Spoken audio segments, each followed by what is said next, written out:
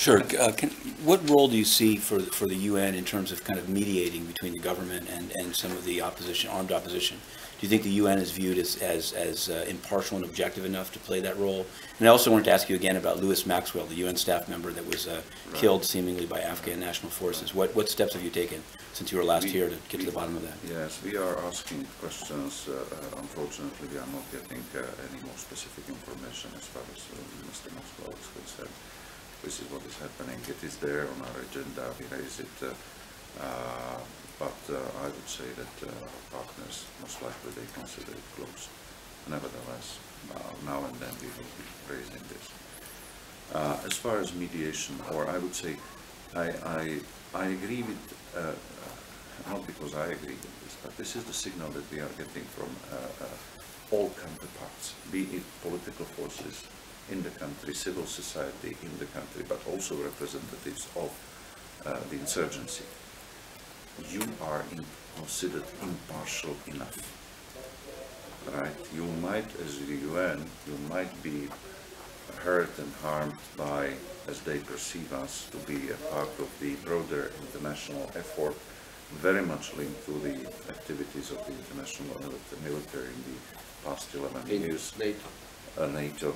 They are a little bit, as you can see, also unhappy with certain activities, manifestations. There is a fatigue after 11 years of the work of ISAF, although ISAF was invited, is mandated by the Security Council, and in many respects it's just enough to have a look at what was the reception of ISAF in the initial period. And it's indeed fulfilling certain roles as mandated by the Security Council.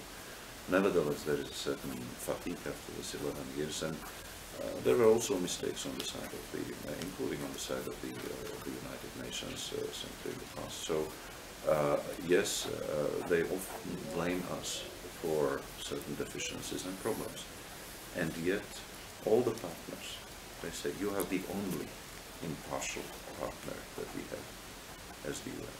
You are the only impartial partner.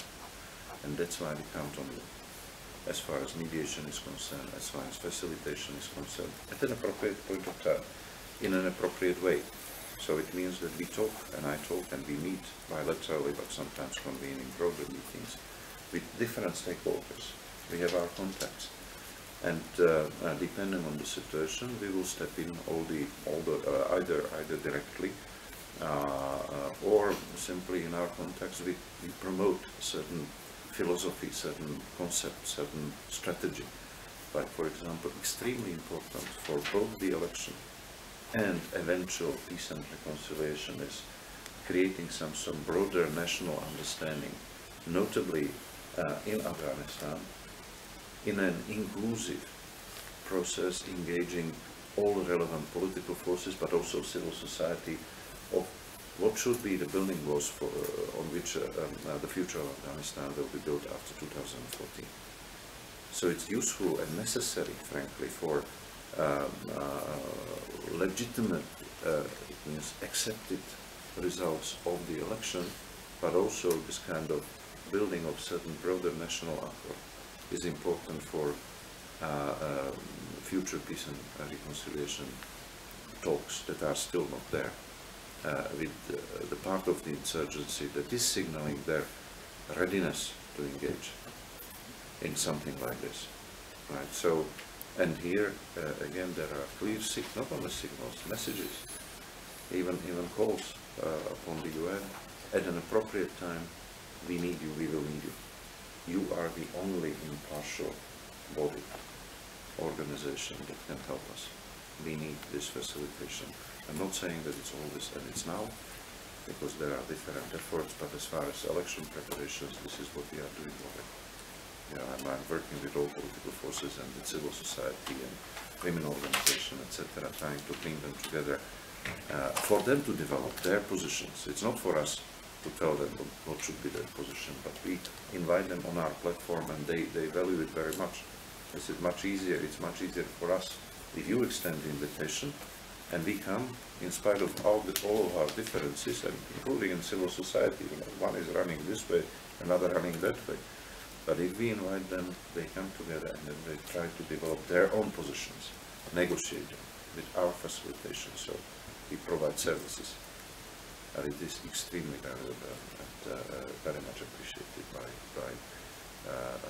all political players, by all stakeholders in Afghanistan. And as I said, I expect something similar will happen also as regards peace and reconciliation in the future. Sure. Could I ask on the Law and Order Trust Fund, that program that was audited and subject to its corruption allegations? What's the current